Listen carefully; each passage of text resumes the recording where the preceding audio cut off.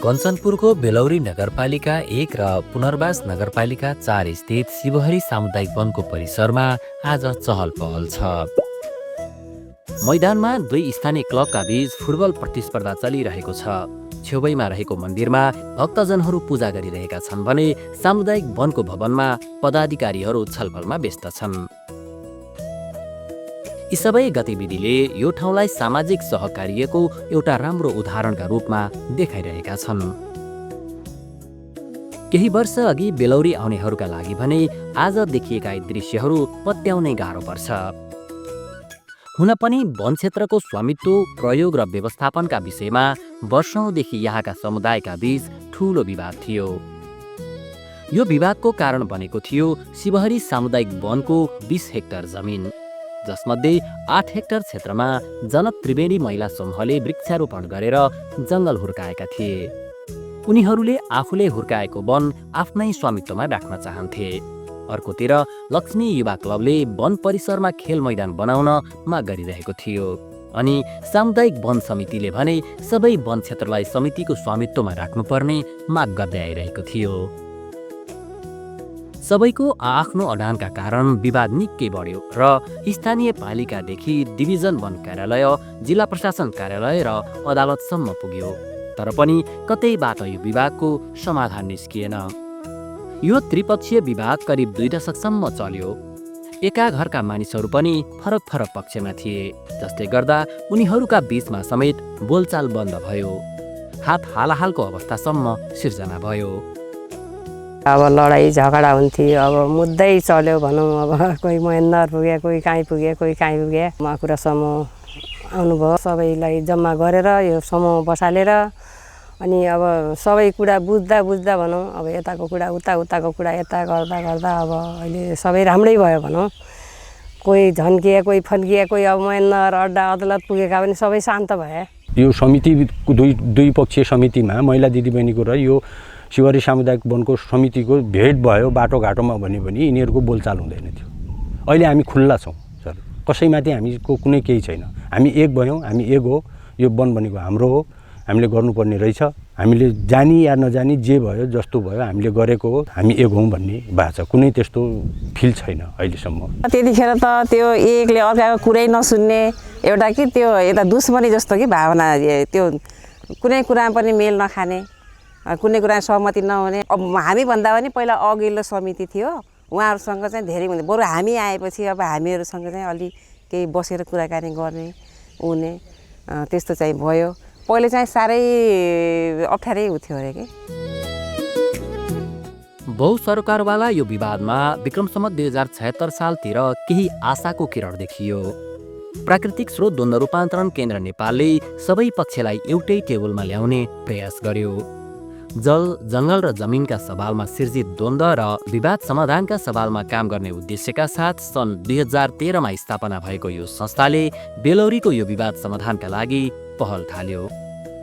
पहिलोपटक महिला समूह, वन समिति र युवा क्लबलाई बोलाएर छलफल गरियो। सुरुवाती सहमति भए पनि व्यवहारमा यो कार्यान्वयन हुन सकेन। त्यसपछि डिभिजन वन कार्यालयले औपचारिक अनुरोध गर्दै केन्द्रलाई विवाद समाधानका लागि नेतृत्व लिन आग्रह गर्यो। त्यसपछि विक्रमसम्म 2078 साल भदौ 13 गते पूर्व तयारी बैठक बस्यो। संस्थाले यो विवाद समाधानका लागि चरणबद्ध संवाद र सहमतिको प्रक्रिया सुरु गर्यो। धेरै वर्षसम्म एकअर्कासँग नबोलेका समुदायका प्रतिनिधिहरू एउटै ठाउँमा बसेर छलफल गरे। द्वन्द्वको नक्साङ्कनको काम भयो। विवादित पक्षहरूको सहभागितामा माकुरा समूह गठन गरियो। माकुरा समूहले विवादित पक्षहरूलाई राखेर चरणबद्ध छलफल गरायो। करिब 1.5 वर्ष लामो संवादपछि विक्रमसम्म 2079 साल भदौ 25 गते 3 पक्षबीच ऐतिहासिक 6 बुँदे सहमति भयो। पहिला हाम्रो त धेरै विवाद थियो, अनि त्यो विवादलाई सम्झाउँदा हामीले सकेनौँ पहिला। अनि पछि यो माकुरा समूह आएपछि अनि उहाँ म्याडमले हामीलाई यस्तो अब हाम्रो समूह छ भनेर हामीले उहाँलाई जानकारी गरेर अनि त्यहाँबाट मेलमिलाप गर्न थालेपछि बिस्तार क्रमशः तिनीहरूलाई सम्झाउने, बुझाउने, यता गर्ने उता गर्ने, अनि कोही बेला खाट विधि गर्ने, के गर्ने गरेर बल्ल अहिले समाधान भएर अहिले राम्रो छ। चरणबद्ध तरिकाले बैठक गर्दै जाँदा अनि द्वन्द्वरत पक्षहरूलाई चाहिँ कसरी भने एक आपसमा अब कसरी मिलाउने अनि तिनीहरूलाई अलग अलग भेटेर अनि त्यस्तो चाहिँ त्यो प्रक्रिया मिलायौँ हामीहरूले। अनि बिस्तारै अलिकति तिनीहरूको यो चेन्ज भयो भनौँ, जुन चाहिँ अब बोल्ने शैली, अब तिनीहरूको चाहिँ जुन भित्रको एउटा तिनीहरूको भावना थियो नि अडान, तिनीहरूलाई बिस्तारै बिस्तारै चाहिँ मिलाउन हामीहरूले भनौँ। पछि पछि त अब सजिलै लाग्यो, पहिला चाहिँ एकदमै गाह्रो हुने, तिनीहरूलाई बुझाउन धेरै कठिन पर्यो पहिला त। विवादित समूहका बीच सहमति भएपछि गाउँका सबै 265 घरधुरी सामुदायिक वनका साझा उपभोक्ता बने। सामुदायिक वनको कार्यसमिति पुनर्गठन गरियो। पुनर्गठित कार्यसमितिमा 13 सदस्यमध्ये 8 जना महिला प्रतिनिधि राखिए। महिला समूहको वृक्षारोपण गरिएको 8 हेक्टर वनलाई सामूहिक स्वामित्वमा समेट्दै संस्थागत ढाँचा तयार गरिएको छ। खेल मैदानका लागि प्रदेश सरकारले तारबार र दर्शक दीर्घा निर्माण गर्न सहयोग गरेको छ। हाम्रो यो शिवरी सामुदायिक वन र महिला त्रिवेणी वन एक भइसकेपछि बिचको जो हाम्रो सीमा थियो जाली, त्यसलाई पनि हामीले निकाल्यौँ र पूर्वपट्टि लमसम हाम्रो 3 कट्टा जमिन अतिक्रमण भएको थियो, त्यो पनि हामी ले नयाँ समिति बनिसकेपछि त्यसलाई पनि अतिक्रमण हटाएर शिवरी सामुदायिक वनमा ल्यायौँ। र यसमा मुख्य भूमिका भनेको हाम्रो द्वन्द्व रूपान्तरण केन्द्र नेपालले चाहिँ एकदम राम्रो रोल खेल्नुभयो।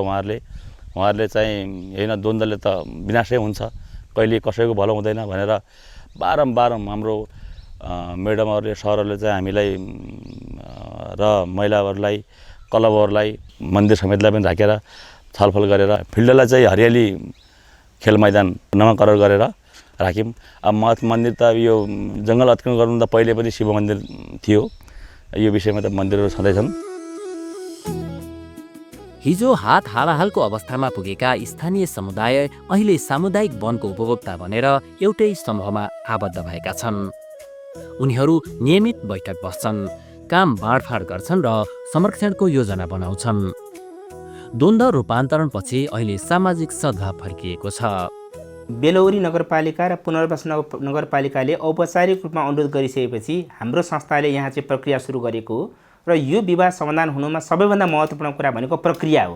हामीले यहाँ चाहिँ एउटा पारदर्शी, सहभागितामूलक, निष्पक्ष र सर्वस्वीकार्य प्रक्रिया पस्किने काम गरेका हौँ र त्यो प्रक्रियामा रहेर हरेक चरणमा छलफलमा भाग लिने काम त्यहाँका पक्षहरूले नै गरेका हुन्। खास गरी माकुराहरूले अगुवाई गर्नुभयो, हाम्रो साथीहरूले सहयोगन गर्नुभयो र हरेक त्यो विवादको चाहिँ प्रक्रिया कसरी अघि बढ्ने, त्यहाँको सवाल के हो, त्यहाँका विकल्पहरू के हुन् भन्ने कुराहरूमा चाहिँ एकदमै घनीभूत ढङ्गले त्यहाँका पक्षहरूले आफैले छलफल गरेर, समुदायका मान्छेले छलफल गरेर एउटा निकास निकाल्नुभयो र यसको सम्पूर्ण जस भनेको त्यहाँको समुदायलाई जान्छ, त्यहाँको स्थानीय सरकारलाई, त्यहाँको माकुरालाई जान्छ।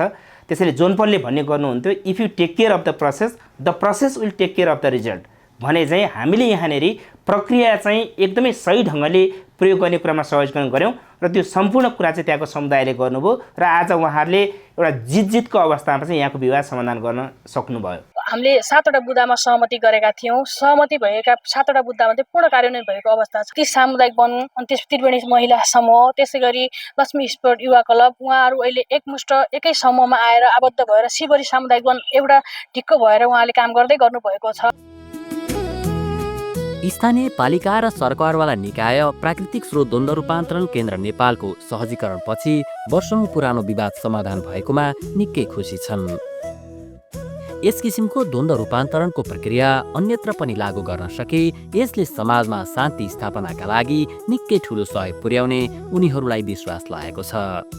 22 वर्षको पुरानो त्यो विवादलाई अहिले आएर चाहिँ एउटा सकारात्मक रूपमा एउटै टोलमा, एउटै बस्तीमा बस्ने, एउटै वडामा बस्ने दाजुभाइ दिदीबहिनीहरूप्रति पनि सौहार्दता छ। अहिले शिवहरी सामुदायिक वनमा एकदम राम्रोसँग चाहिँ नयाँ पदाधिकारी आएर चाहिँ त्यो वनलाई संरक्षण गर्ने कामहरू भइरहेको छ। 57 सालदेखिको ठुलो द्वन्द्व थियो दुईटा समूहको बिचमा, त्यो विवाद चाहिँ 3 वर्ष अगाडि समाधान भयो। अहिलेसम्म 3 वर्ष भइसक्यो, कुनै किसिमको विवाद छैन। त्यो समाधानका लागि प्राकृतिक स्रोत द्वन्द्व रूपान्तरण केन्द्रको यो जिल्लाका हाम्रो टिमहरू र त्यसपछि केन्द्रीय टिमलाई पनि म विशेष धन्यवाद दिन चाहन्छु। एउटै गाउँमा बसेर पनि वर्षौंसम्म बोलचाल नभएका मानिसहरू आज बैठकमा बस्छन्, विविध विषयमा छलफल गर्छन् र निष्कर्षमा पुग्छन्। हिजो जहाँ विवाद थियो अहिले त्यहाँ सहमति र सहकार्य छ। 2 दशक लामो द्वन्द्व रूपान्तरणपछि शिवहरी सामुदायिक वन आज केवल वन मात्रै नभएर संवाद, सहकार्य र सह अस्तित्वको ज्वलन्त उदाहरण बनेको छ।